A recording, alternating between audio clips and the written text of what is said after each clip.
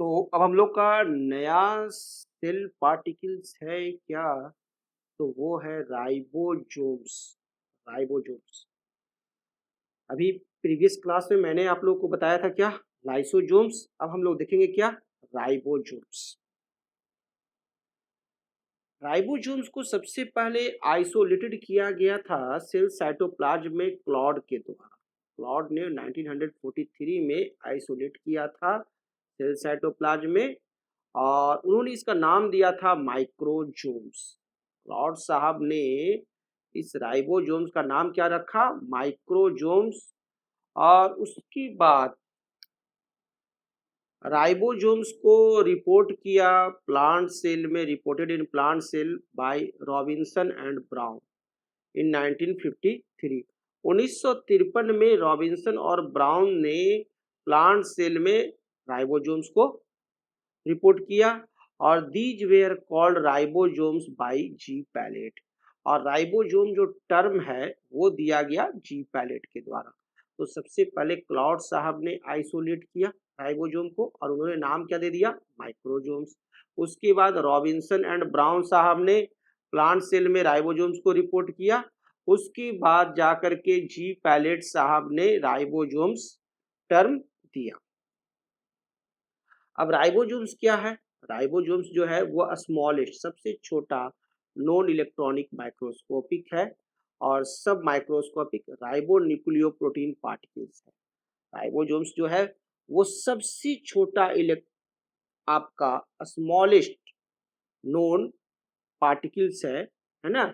और इसे हम लोग ऑल्सो कहते हैं राइबो न्यूक्लियोप्रोटीन। राइबोसोम्स को हम लोग ऑल्सो क्या कहते हैं?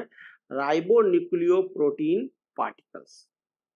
और यह जो राइबोसोम्स होता है या तो अटैच्ड होता है एंडोप्लाज्मिक रेटिकुलम पर या नहीं हो सकता है। यदि अटैच्ड रहेगा तो उसे कहेंगे आरईआर और नहीं अटैच्ड रहेगा तो वो आपको साइटोप्लाज्म में फ्रीली फ्लोट करते रहते हैं।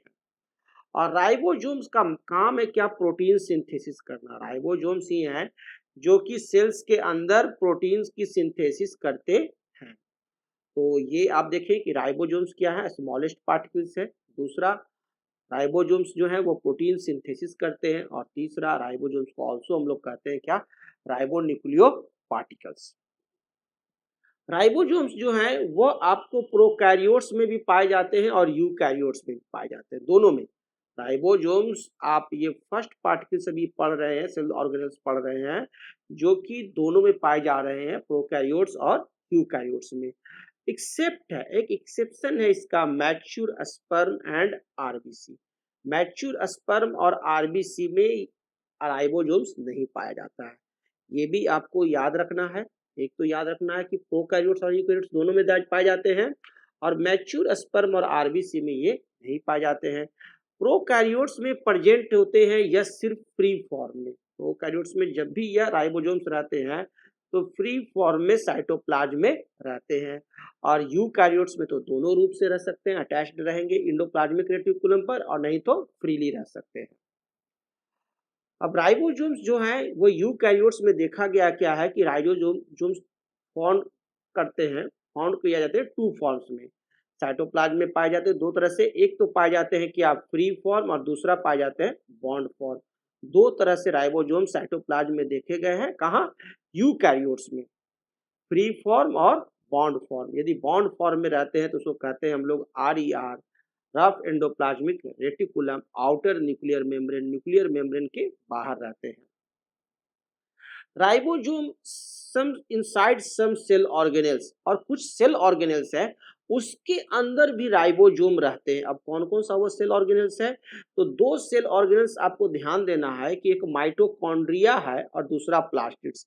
इन दोनों के अंदर आपका राइबोसोम्स रह सकता है। और जब राइबोसोम सेल ऑर्गेनेल के अंदर में रहता है तो उसे हम लोग कहते हैं ऑर्गेनेलर राइबोसोम्स। क्या कहते हैं उसे? ऑर्गेनेलर राइबोसोम्स कहते हैं। यदि माइटोकॉन्ड्रिया में राइबोसोम्स पाया जाएगा तो उसे कहेंगे माइटोराइबोसोम्स।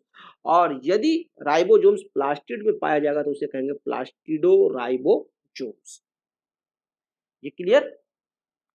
आगे हम लोग देखते हैं तो राइबोसोम्स का जो नंबर है, द नंबर ऑफ राइबोसोम्स, वो डिपेंड्स करता है RNA content of the cell. कि सेल में कितना आरएनए कंटेंट है। ये नंबर ऑफ राइबोसोम्स किस पर डिपेंड करता है, RNA content of the cells. ये याद रखना है कि नंबर ऑफ राइबोसोम्स किस पर डिपेंड कर रहा है, आरएनए कंटेंट ऑफ सेल पर। और राइबोसोम्स देखा गया है these are more in plasma cells, liver cells, Nissl's granules of nerve cells, meristematic cells, cancer cells और इंडोक्राइन सेल्स। इन सब सेल्स में मुख्यतः राइबोसोम्स अधिक मात्रा में देखा गया है। राइबोसोम्स राइबोसोम्स को हम लोग डिवाइड करते हैं दो भाग में, एक 70S राइबोसोम्स और दूसरा 80S राइबोसोम्स। दो प्रकार के राइबोसोम्स होते हैं, एक होते हैं 70S और दूसरा होता है 80S राइबोसोम्स। ये जो डिवीजन का आधार है वो है सेडिमेंटेशन कोएफिशिएंट। सेडिमेंटेशन कोएफिशिएंट के आधार पर ही हम लोग राइबोसोम्स को दो भाग में डिवाइड किए हैं। एक है हमारा क्या 70S और दूसरा 80S। 70S राइबोसोम्स जो है वह आपका 30S प्लस 50S से मिल करके बनता है, ठीक है ना।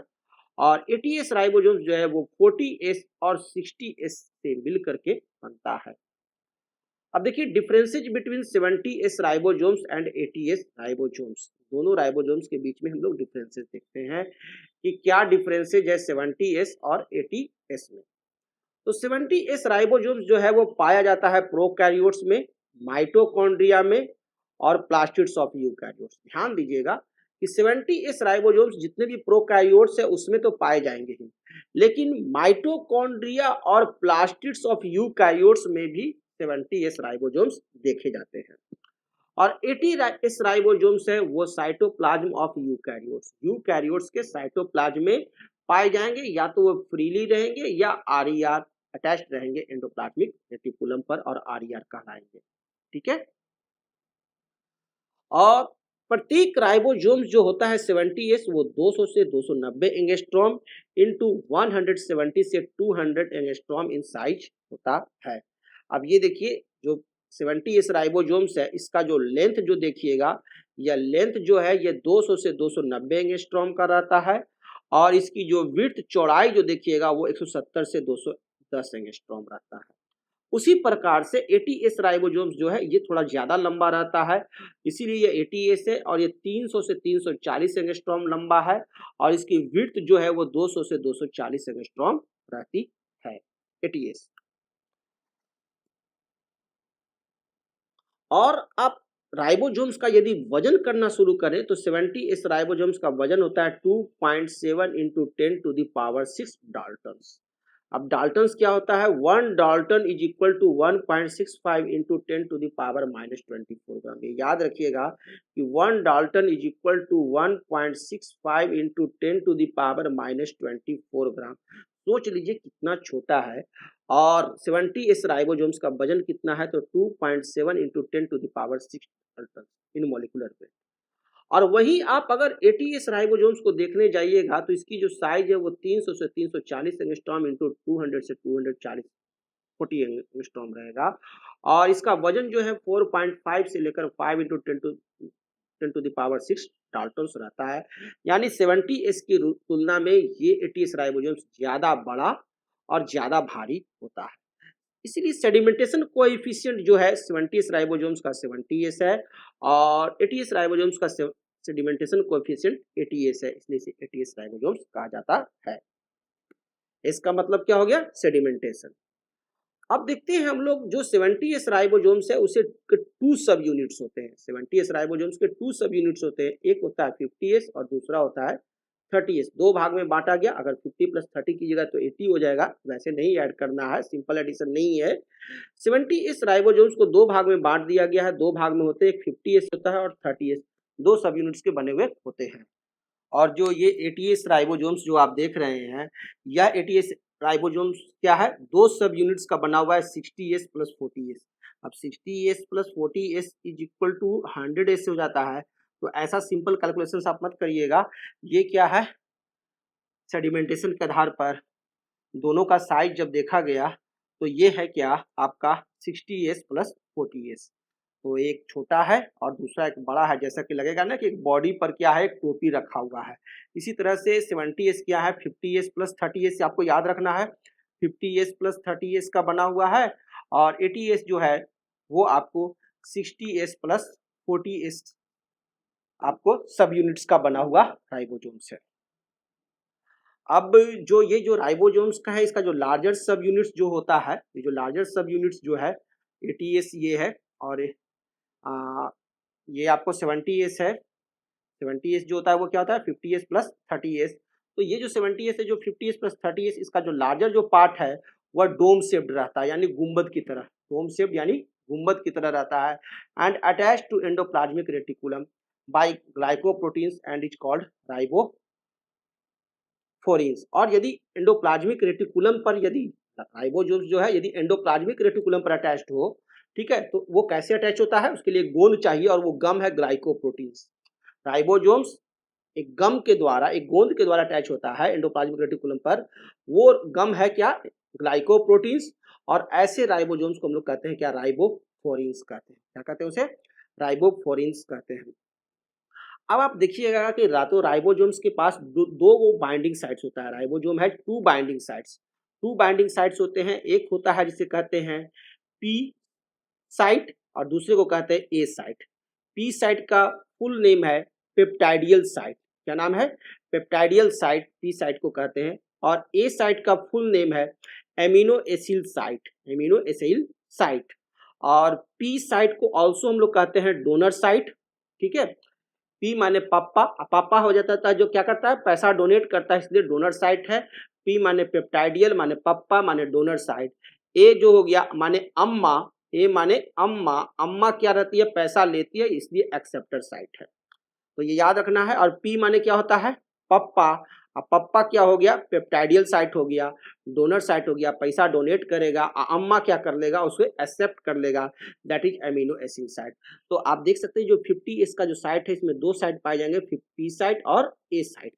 और ये जो साइट्स होते हैं for the attachment of charge tRNA, इसका काम क्या है, ये टीआरएनए को अटैचमेंट होता है इसी साइट्स पर, इसी टीआरएनए जो है इसी साइट्स पर अटैच्ड होते हैं।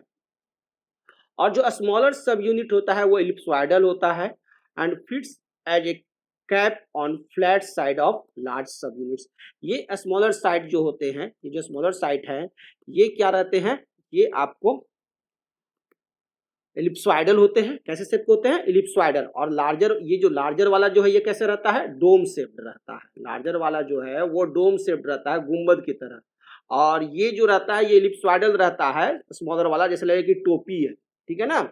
और it has binding for messenger RNA. और इसी स्मॉलर साइट के पास मैसेंजर आरएनए के लिए बाइंडिंग होता है। मैसेंजर आरएनए के लिए बाइंडिंग किसके पास होता है, बाइंडिंग साइट किसके पास होता है, तो वो होता है स्मॉलर सब यूनिट के पास। और लार्जर सब यूनिट जो होता है उसके पास जो होता है वो क्या होता है, टीआरएनए के लिए अटैचमेंट होता है, ठीक है ना। और उसे दो भाग में हम लोग बांट के रखते हैं। पी साइट उसके पास होता है, दो को बाइंडिंग साइट होता है, पी साइट और ए साइट, पप्पा और अम्मा साइट होता है। अब राइबोसोम्स जो होते हैं वो किसी भी यूनिट मेम्ब्रेन से कवर्ड नहीं होते हैं। राइबोसोम नेक्ड होता है, it's not covered by any unit membrane, किसी भी यूनिट मेम्ब्रेन के द्वारा कवर्ड नहीं होते हैं, इसीलिए इसको हम लोग कहते हैं नेक्ड ऑर्गेनल। राइबोसोम आपका क्या है, नेक्ड ऑर्गेनल है, इसलिए ये प्रोकैरियोट्स में भी देखा जाता है। इट इज कॉल्ड सब सेलुलर ऑर्गेनल्स, और इसे सब सेलुलर ऑर्गेनल्स भी कहते हैं।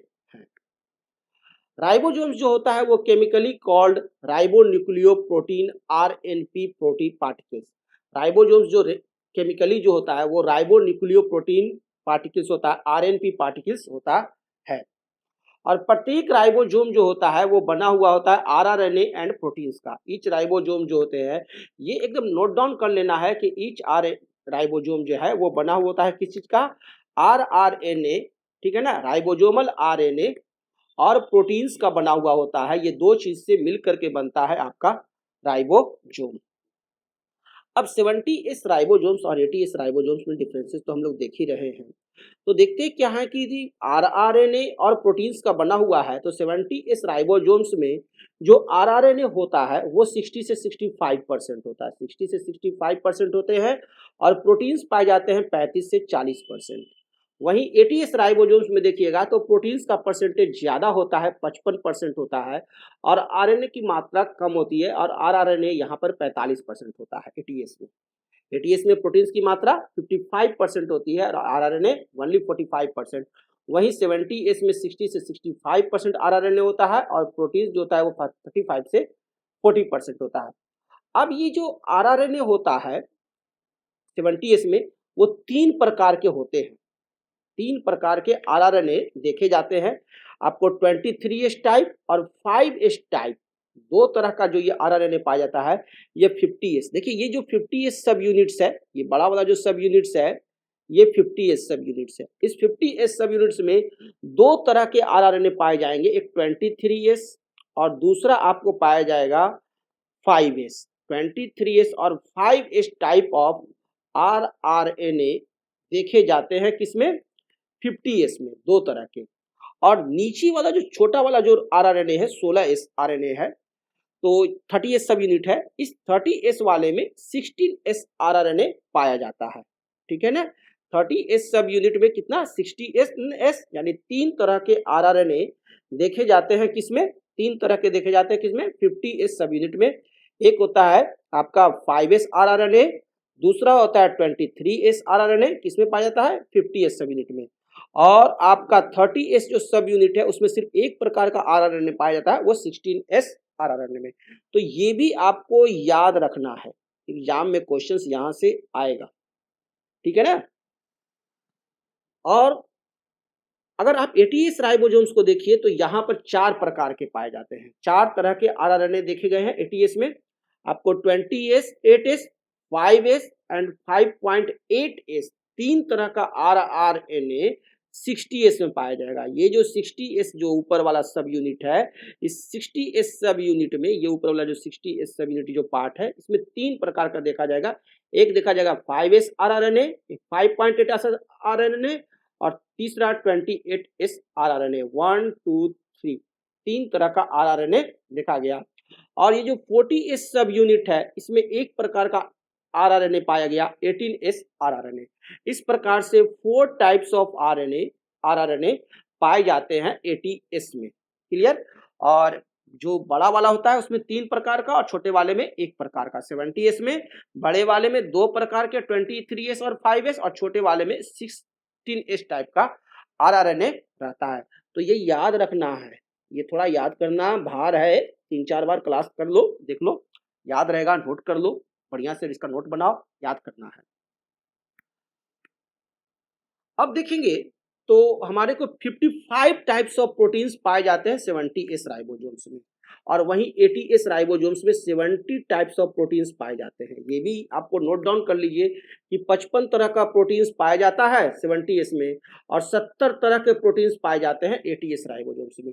अब इस 55 तरह के प्रोटीन्स में 21 तरह का प्रोटीन्स जो होता है वो 30S में होता है। ये जो 30S का सब यूनिट है, इसमें आपको कितने तरह के प्रोटीन्स रहेंगे? 21 प्रकार के प्रोटीन्स रहेंगे, 21 प्रकार के। और ये जो 50S सब यूनिट्स है, इसमें 34 तरह के प्रोटीन्स पाए जाते हैं, 34 प्रकार के प्रोटीन पाए जाते हैं। टोटल 55 तरह के प्रोटीन्स पाए जाते हैं, और इसे ही हम लोग कहते हैं क्या? कोर प्रोटीन्स कहते हैं। और यहां पर जब आप देखिएगा 80S में जब आप देखिएगा तो 30 प्रोटीन्स पाए जाते हैं 40S सब यूनिट में। ये जो 40S सब यूनिट है, इसमें आपको 30 तरह के प्रोटीन्स पाए जाएंगे, और 60S सब यूनिट जो है उसमें आपको 40 प्रकार के प्रोटीन्स पाए जाते हैं। टोटल कितने हो गए? 40 + 30, 70 प्रकार के। तो 40S सब यूनिट में 30 प्रकार के प्रोटीन, और 60S प्रोटीन में 40 प्रकार के प्रोटीन्स पाए जाते हैं। ये भी आपको याद रखना है, ये भी आपका बहुत ही इंपॉर्टेंट है, और इसे पूरा रट्टा मारना है, क्लियर। कुछ चीजें को तो रट्टा मारना पड़ेगा बाबू, कोई उपाय नहीं है। James A Lake gave the ultrastructure of 2 subunits of ribosomes.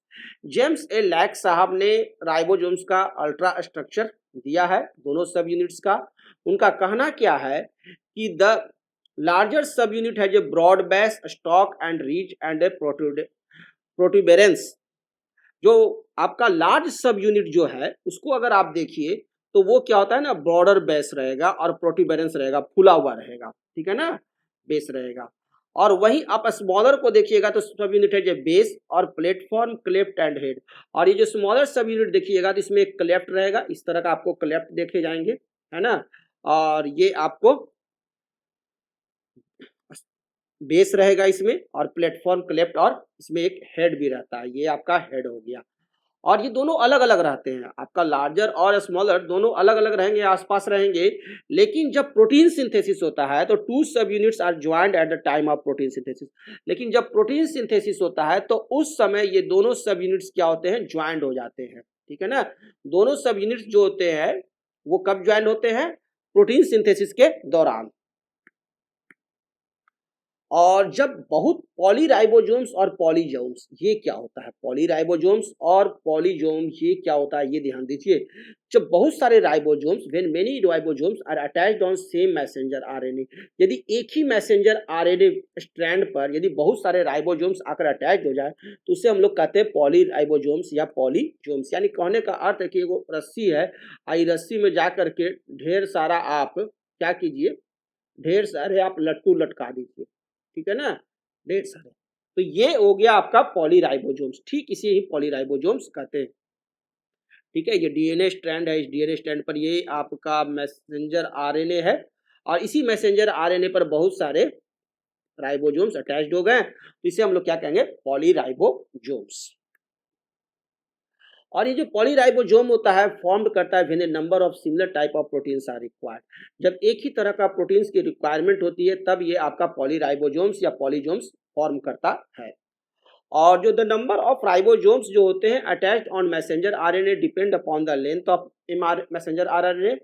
और ये डिपेंड करता है कि मैसेंजर आरएनए की लंबाई क्या है, उसी पर राइबोसोम्स की लंबाई भी डिपेंड करती है। अब जितना लंबा रस्सी रहेगा उतना ही ज्यादा ना इसमें आप अंगूर टांग सकते हो या लट्टू टांग सकते हो, है ना। तो the distance between adjacent ribosome is 90 nucleotides. और एक राइबोसोम से दूसरे राइबोसोम के बीच की जो दूरी होती है वो कितनी होती है, 90 न्यूक्लियोटाइड्स होती है। तो यही आप याद रखना, the distance between adjacent ribosome is 90 nucleotides. और association and dissociation of ribosomal sub unit depends upon magnesium 2+ concentration. और एसोसिएशन और डिसोसिएशन जो होता है राइबोसोमल सब यूनिट्स का, है ना, एसोसिएशन और डिसोसिएशन जो होगा राइबोसोमल सब यूनिट्स का, ये डिपेंड करता है मैग्नीशियम 2+ कंसंट्रेशन पे। ये वाला भी आपको याद रखना है, क्लियर। अब फंक्शन देख लीजिए राइबोसोम्स का। राइबोसोम्स का मेन फंक्शन जो है वो राइबोसोम्स की आप प्रोटीन की फैक्ट्री है या इंजन्स कह सकते हैं, यानी प्रोटीन सिंथेसिस करना ही इसका मेन काम है, ठीक है ना। इसीलिए प्रोटीन सिंथेसिस राइबोसोम्स करता है, इसीलिए इसको कहते हैं प्रोटीन की फैक्ट्री। प्रोटीन का फैक्ट्री कौन है, तो राइबोसोम्स है। Free ribosomes produce non secretary proteins. Non secretary produce कौन प्रोड्यूस करता है, फ्री राइबोसोम्स। ये ध्यान देकर हम याद रखना बाबू, फ्री राइबोसोम्स जो है वो नॉन सेक्रेटरी प्रोटीन्स रिलीज करता है, जैसे एंजाइम्स फॉर इंट्रासेलुलर यूज। और bound ribosomes on rough endoplasmic reticulum. और रफ एंडोप्लाज्मिक रेटिकुलम पर जो राइबोसोम्स रहता है वो सिंथेसाइज करता है सेक्रेटरी प्रोटीन्स। ये सेक्रेटरी प्रोटीन्स को कौन सिंथेसाइज करता है, तो बाउंड राइबोसोम्स। अभी ये दो चीज याद रखना है कि फ्री राइबोसोम्स जो है वो आपको नॉन सेक्रेटरी प्रोटीन सिंथेसाइज करता है और बाउंड राइबोसोम्स जो है वो आपका सेक्रेटरी प्रोटीन्स सिंथेसाइज करता है, जैसे कि enzymes for extracellular use, that is pancreatic cells, liver cells, plasma cells, antibodies, सी इन सब के लिए। ओके, तो यहां तक में हम लोगों ने राइबोसोम्स को भी स्टडी कंप्लीट किया और नेक्स्ट क्लास में नया सेलुलर ऑर्गेनेल्स देखेंगे। Okay, thank you, good bye.